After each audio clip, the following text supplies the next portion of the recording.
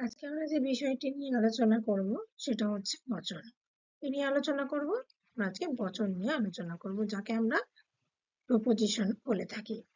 এই বচন কি? না, এই বচন হচ্ছে যুক্তির অবয়ব। অর্থাৎ যুক্তির একটি গুরুত্বপূর্ণ অংশ হচ্ছে বচন। এবং যুক্তি কি? যুক্তি হলো তর্কবিজ্ঞানের আলোচ্য বিষয়বস্তু। আচ্ছা, লজিক যেটাকে আমরা বলছি, যে লজিক, ওয়েস্টার্ন লজিক বা ইন্ডিয়ান লজিক, আমরা বেসিক্যালি ওয়েস্টার্ন লজিকই পড়বো।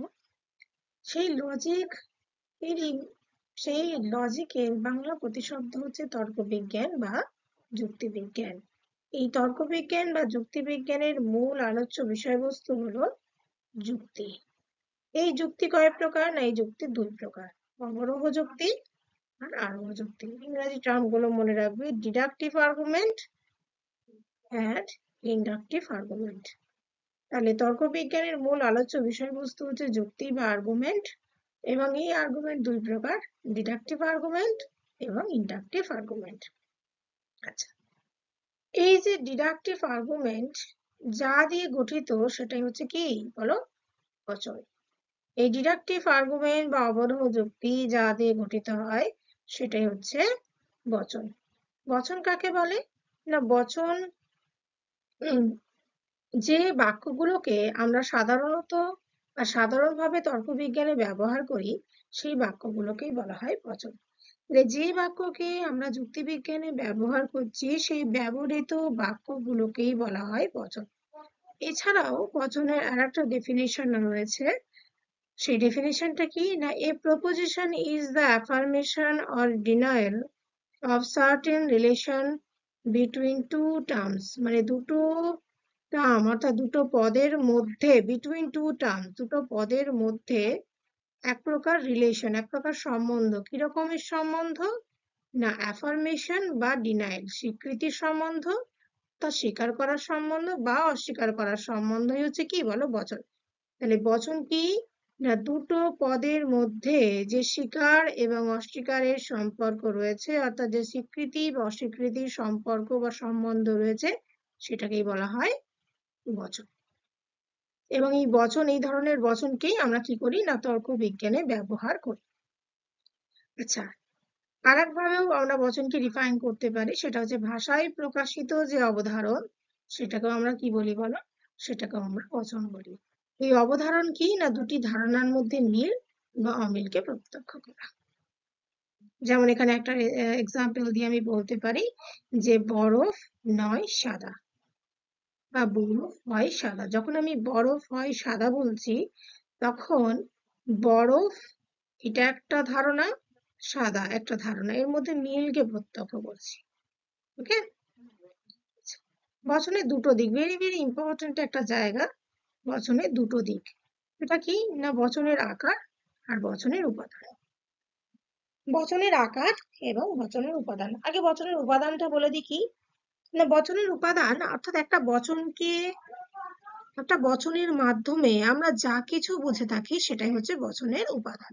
অর্থাৎ একটি বচনের যা অর্থ, একটি বচনের দ্বারা যে অর্থকে প্রকাশ করা হয় সেই অর্থটি হচ্ছে বচনের উপাদান। যেমন আমি যদি বলি যে মানুষ হয় স্বার্থপর ব্যক্তি, তো এই বচন বা বাক্যটি শুনে আমার যে বোধ বা যে অর্থবোধটি হয় সেটাই হচ্ছে বচনের উপাদান। তাহলে একটা বচনকে শুনে আমরা যা কিছু বুঝে থাকি সেটাই হচ্ছে বচনের উপাদান।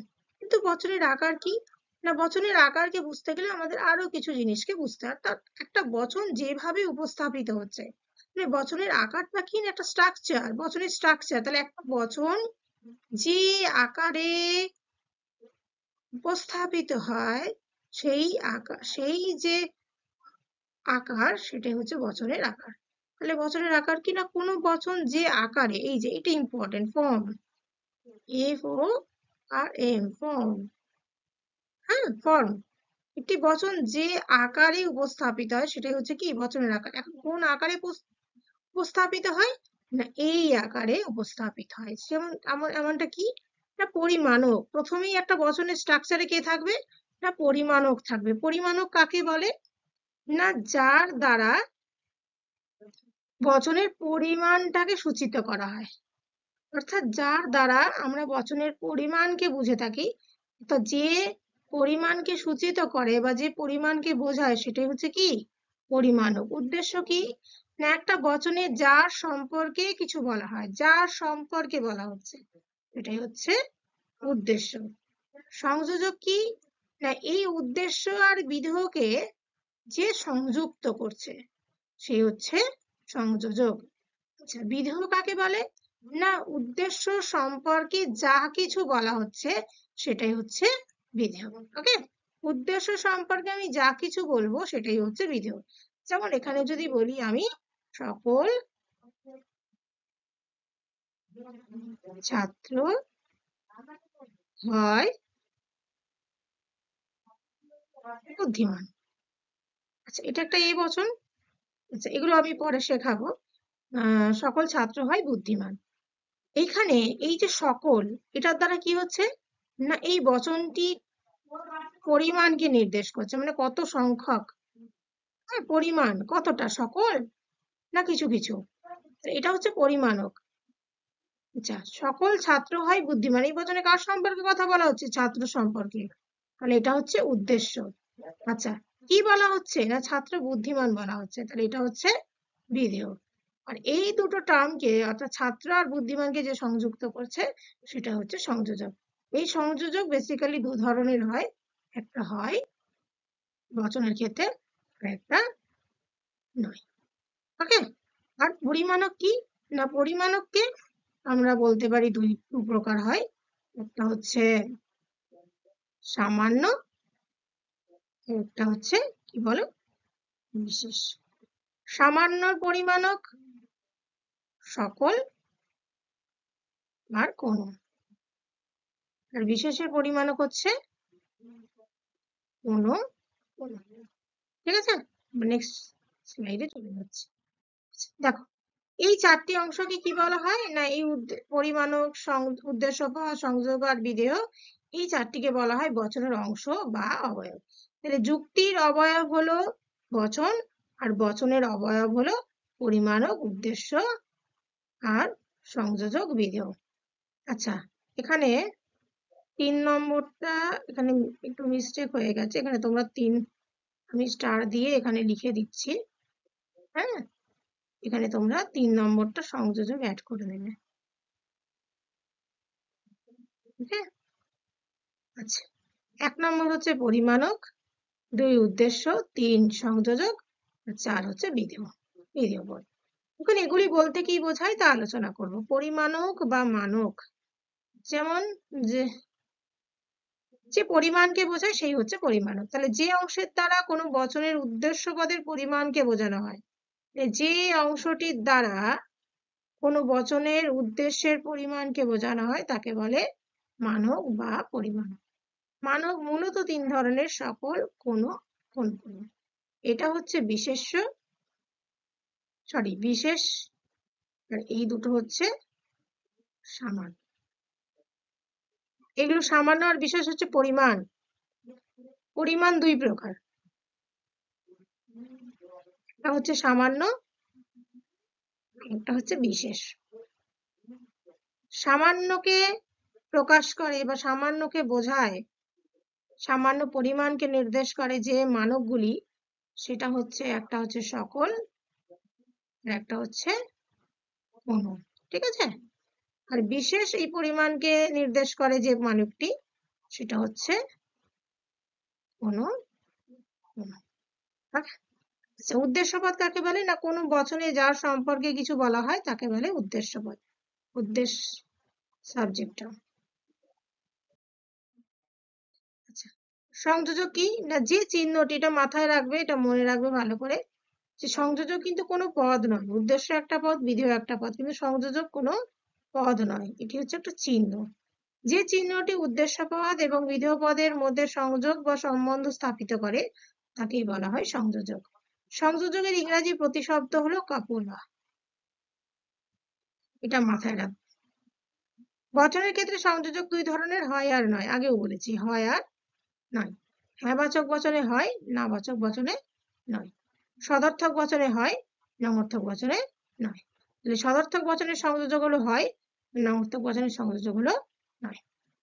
বিধেয় পদ কাকে বলে? না কোনো বচনের উদ্দেশ্য পদ সম্পর্কে যা কিছুই, ভেরি মাচ ইম্পর্টেন্ট জায়গা, যা কিছু, তাহলে কোনো বচনের উদ্দেশ্য পদ সম্পর্কে যা কিছু বলা হয় তাকেই বলা হয় বিধেয় পদ বা প্রেডিকেট। একটা জিনিস মাথায় রাখবে, উদ্দেশ্য পদকে আমরা এস বলি। হ্যাঁ, উদ্দেশ্য পদকে আমরা বারবার সংক্ষেপে প্রকাশ করব যখন পরবর্তীকালে, তখন বলবো এস, যেহেতু সাবজেক্ট টার্ম। আর যখন বিধেয় পদকে আমরা সংক্ষেপে প্রকাশ করব পি দিয়ে, এটা মনে রাখবে। এখন একটা উদাহরণের সাহায্যে আমরা বচনের এই চারটি অংশকে বুঝবো। কি? সকল ছাত্র হয় ফাঁকিবাজ। তাহলে কোন, এই সকলটা হচ্ছে পরিমাণক। এই সকলটা কি বলো? মানক। কেন মানক বা পরিমাণক? কারণ এই যে উদ্দেশ্য পদ, এই উদ্দেশ্য পদের পরিমাণকে নির্দেশ করছে এই পদটি, তাই এটা হচ্ছে পরিমাণক। ওকে, সকল ছাত্র হয় ফাঁকিবাজ। এখানে ছাত্র কার সম্পর্কে বলা হচ্ছে? ছাত্র সম্পর্কে, তাহলে এটা হলো এস। ওকে, আচ্ছা, কি বলা হচ্ছে? না ফাঁকিবাজ বলা হচ্ছে, তাহলে এটা হচ্ছে বিধেয় পদ বা পি। ঠিক আছে, আচ্ছা, আর এই দুটো পদকে কে সংযোগ করছে? এই দুটো পদের মধ্যে কে সংযোগ সম্বন্ধ স্থাপিত করছে? না এটা, এটাকে বলা হবে সংযোজক। কি বলা হবে বলো? সংযোজক। আচ্ছা, বচনের উপাদান কি? না একটি বচন শুনে আমরা যে অর্থকে বুঝে থাকি সেটি হলো ওই বচনের। এই স্লাইডটা খুব ইম্পর্টেন্ট, এখান থেকে তোমাদের প্রশ্ন আসবে। এখান থেকে কেন, যে কটা টার্ম বা যে কটা সেন্টেন্স তোমরা এখানে দেখলে, প্রত্যেকটা লাইন থেকেই প্রশ্ন হবে তোমাদের। যে বচনের দুটি গুরুত্বপূর্ণ বৈশিষ্ট্য: এক, বচন হলো একটি ঘোষক বাক্য, কারণ বচনে সর্বদা কোনো কিছুকে ঘোষণা করা হয়। হ্যাঁ, বচন হলো ঘোষক বাক্য। বাক্য নানা ধরনের, সেটা আমরা বাক্য এবং বচনের একটা ভিডিও একটা বাক্য এবং বচনের একটা ভিডিও তোমরা আগেই দেখবে, আছে, সেখানে দেখবে এই বাক্য কয় প্রকার এবং বাক্যর সঙ্গে বচনের কি পার্থক্য, বা কোন বাক্যকে আমরা বচন বলে অভিহিত করতে পারি ইত্যাদি নিয়ে আলোচনা করা আছে। সেখান থেকে তোমরা এই বিষয়টা ভালো করে বুঝে নেবে। কিন্তু এখানে জাস্ট এটাই মনে রাখবে যে বচন হলো এক প্রকার ঘোষক বাক্য, কারণ যে বচনের সর্বদা কোন কিছুকে কি করা হয়? ঘোষণা করা হয়। বচন সত্য বা মিথ্যা হতে পারে, ভেরি ভেরি ইম্পর্টেন্ট একটা লাইন। বচন সত্য বা মিথ্যা হতে পারে। বচন কিন্তু কখনোই বৈধ বা অবৈধ হয় না। বৈধ বৈধ বা অবৈধ হয় না। বচন কি হয়? না বচন সত্য হয় অথবা মিথ্যা হয়। ঠিক আছে, এই বৈধ অবৈধতা কার বৈশিষ্ট্য? যুক্তির বৈশিষ্ট্য। যুক্তির বৈশিষ্ট্য হলো, যুক্তির অনেকগুলো বৈশিষ্ট্যের মধ্যে একটা বৈশিষ্ট্য হলো বৈধ বা অবৈধ হওয়া। কিন্তু বচন কখনোই বৈধ বা অবৈধ হয় না। বচন সর্বদাই সত্য বা মিথ্যা। ওকে।